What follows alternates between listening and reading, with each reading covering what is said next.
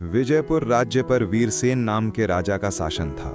वीरसेन का नाम सुनते ही लोग कांपते थे। वो राजा बहुत ही धूर्त था। वीरसेन आज तक किसी भी युद्ध में हारा नहीं था। वो युद्ध जीतने के पश्चात युद्ध में हारी राजा की स्त्रियों से जबरदस्ती भोग विलास किया करता था। उसकी वासना के चर्चे बहुत दूर दूर तक फैले थे। कोई भी अपनी पुत्री और अपनी पत्नी को उस राजा के सामने नहीं लेकर जाते थे। अगर राजा कभी राज्य में घूमने जाता तो सभी राजा के आने की खबर सुनते ही अपनी पुत्रियों और अपने सुंदर बीवियों को घर के अंदर ही छुपा दिया करते थे। जिस भी स्त्री पर उसकी नजर पड़ती, वो चाहे किसी की बहू हो या बेटी, राजमहल आते ही उसकी इज्जत लुट जाती थी।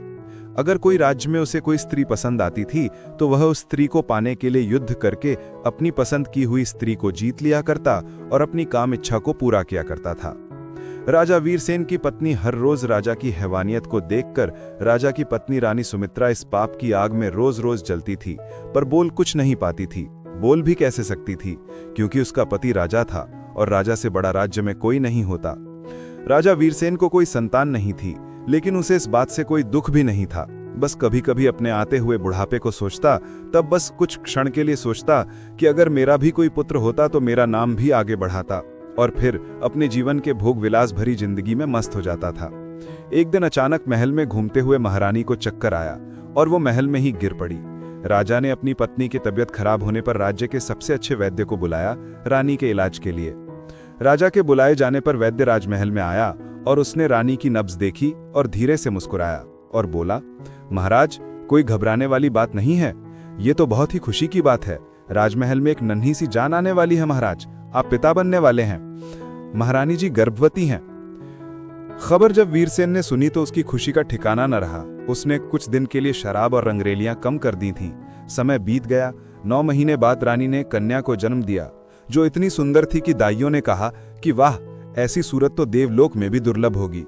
लेकिन पुत्र की आस में बैठे वीरसेन को जब पता चला कि रानी ने एक बेटी का जन्म दिया है तो राजा क्रोध से आग बबूला हो गया।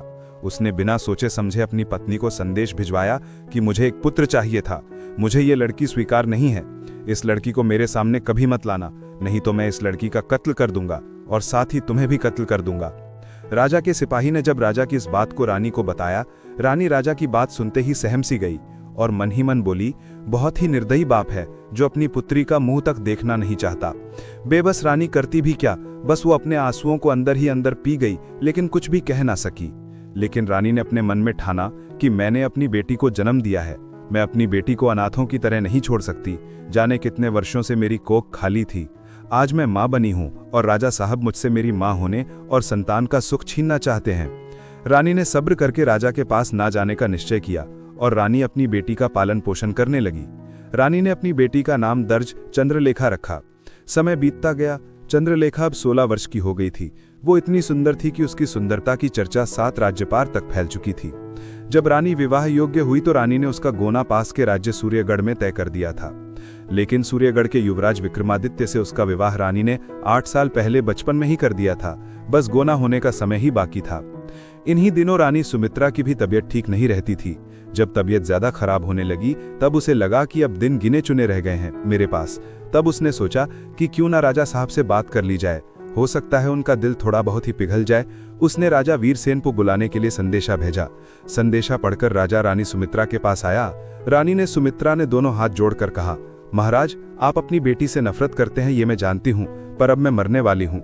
मेरी आखिरी इच्छा ये है कि आप अपनी बेटी चंद्रलेखा का गोना धूमधाम से करोगे, उसे सम्मान के साथ उसकी ससुराल भेजोगे। वीरसेन ने रानी का हाथ थामा और कहा, ठीक है, मैं वचन देता हूँ, मैं चंद्रलेखा का गोना बहुत ही धूमधाम से करूंगा। उसी रात रानी चल बसी। अगले दिन राजा वीरसेन ने चंद्रलेखा को संदेशा भिजवाया कि शाम को मैं तुमसे मिलने आऊंगा। चंद्रलेखा की खुशी का ठिकाना न रहा। 16 साल में पहली बार वो अपने पिता को देखने वाली थी।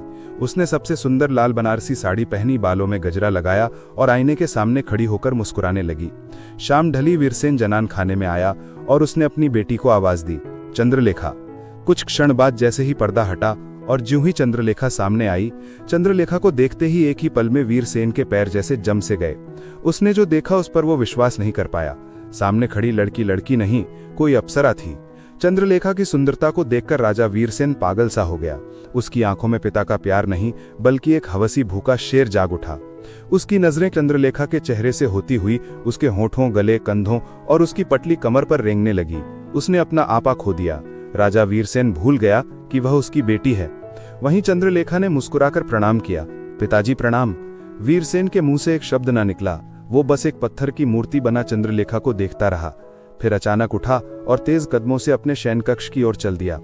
रात भर वो सो ना सका। चंद्रलेखा का चेहरा उसकी आंखों के सामने नाचता रहा। उसकी वासना ने उसका विवेक निगल लिया था। सुबह होते ही वो घोड़ा लेकर जंगल के उस बूढ़े तांत्रिक के पास पहुंचा जिसे राज्य में कोई नहीं छूता था। तांत्रिक ने पूछा, राजन, ऐसी क्या बात हुई जो आपको मेरे पास आना पड़ा? राजा वीरसेन ने झूठ का जाल बुनते हुए कहा, महाराज, एक सवाल है। अगर कोई किसान सालों तक पेड़ को सींचे, खाद दे और जब फल लगे तो क्या वो फल खुद भी खाए? क्या ये पाप है? तांत्रिक ने गंभीर स्वर में कहा, अपना लगाया पेड़ अपना फल, इसमें पाप कहां है राजा साहब? वीरसेन के चेहरे पर मानो एक घिनौनी वासना भरी मुस्कान फैल गई। तांत्रिक की बात सुनकर वो वापस महल लौटा। उसने तुरंत एक पत्र लिखा और अपने सबसे विश्वसनीय दास गोपाल को दिया और बोला, इस पत्र को लेकर तुम तुरंत सूर्यगढ़ जाना और ये पत्र राजा सूर्यसेन को देना और कहना कि राजकुमारी चंद्रलेखा अपनी मां की मृत्यु का सदमा ना सह पाई और वो भी अपनी मां के साथ चल बसी और अब उनका पुत्र विक्रमादित्य दूसरा विवाह कर ले। गोपाल पत्र लेकर सूर्यगढ़ पहुंचा। वहां पहुंचते ही उसने राजा की सभी बातों को जोड़कर देखा। सुबह हुई तांत्रिक की बात, अब ये झूठा पत्र, ये सब सोचकर कि रानी अब अपनी पुत्री के साथ ही विवाह करना चाहता है। उसका खून खौल उठा। वो घोड़ा फेरकर वापस विजयपुर की ओर दौड़ा। उधर राजा वीरसेन ने सारी रक्षा व्यवस्था हटा दी। सिपाहियों को हुक्म दिया, आज रात कोई महल में ना आए और कोई बाहर ना जाए।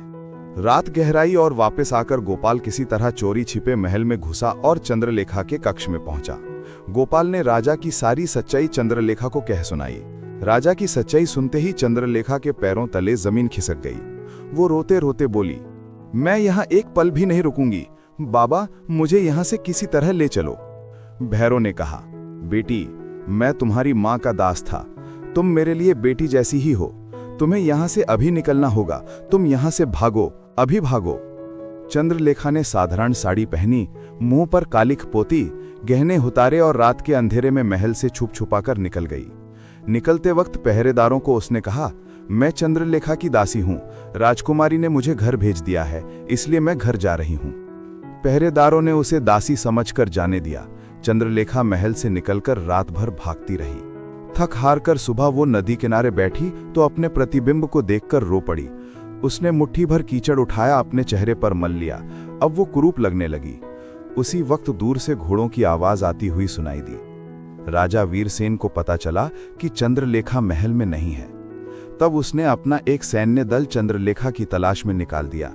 सैन्य दल जैसे ही चंद्रलेखा के पास से गुजरा तो डर के मारे चंद्रलेखा ने आंखें बंद की और नदी में छलांग लगा दी।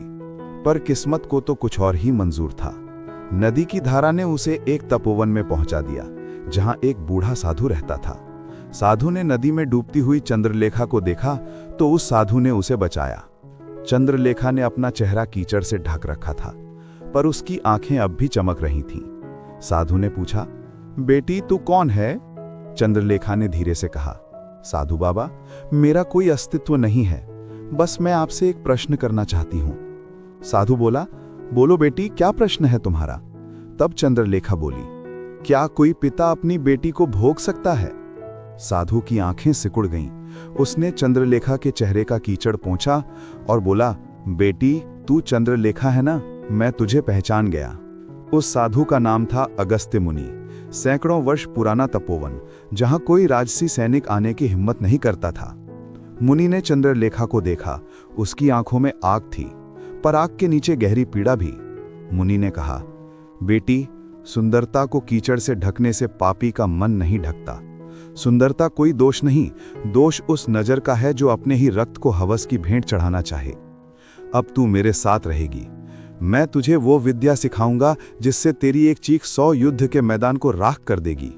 चंद्रलेखा ने हाथ जोड़कर साधु बाबा का शुक्रिया अदा किया और बोली, बाबा, आपने मुझे शरण दी, जिसके लिए मैं आपका जीवन भर आभारी रहूंगी।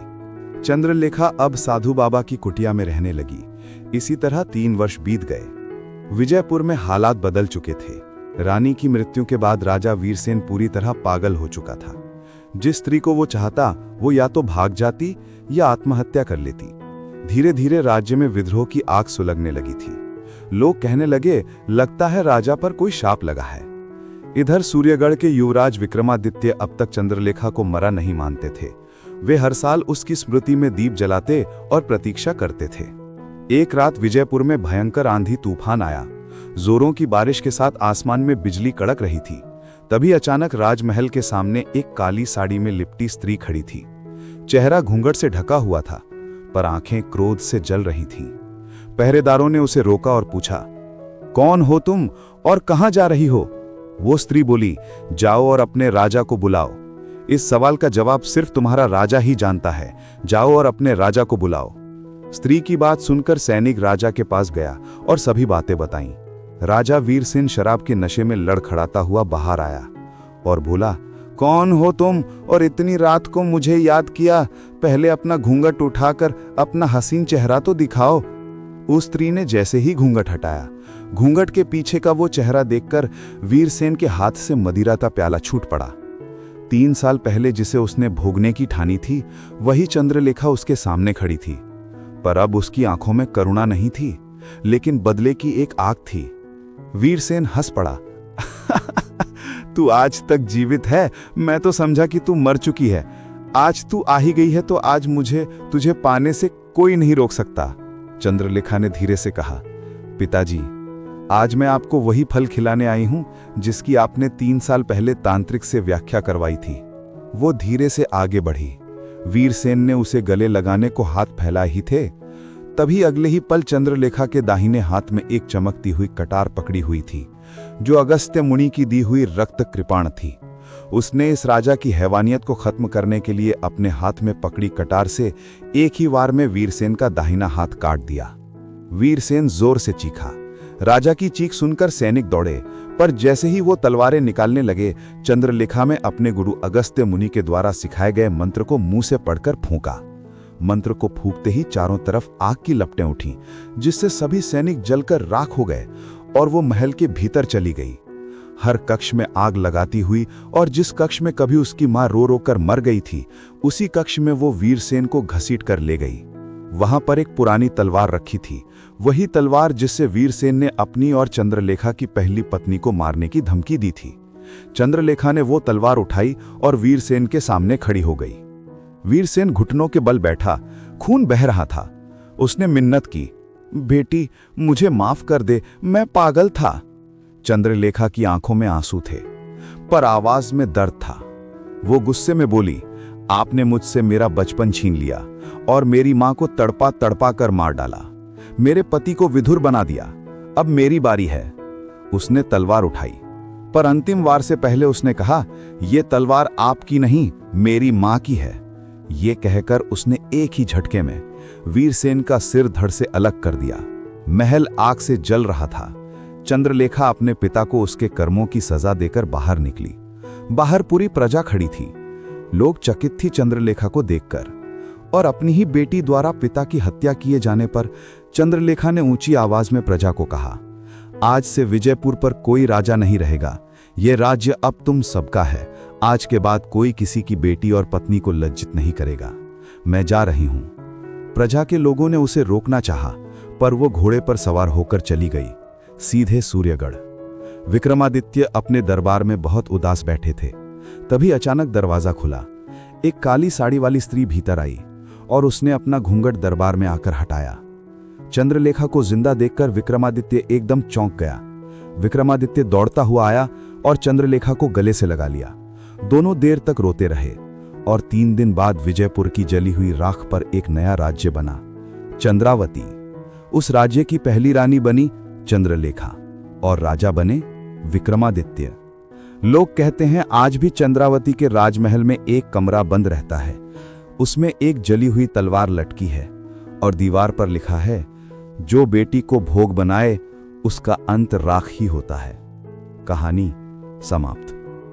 तो प्यारे दोस्तों, हमारी कहानी आपको कैसी लगी कृपया कमेंट्स में ज़रूर लिखना। मिलते हैं एक और दिल को मोह लेने वाली बहुत ही रोमांचक कहानी के साथ। जब तक के लिए take care and bye bye.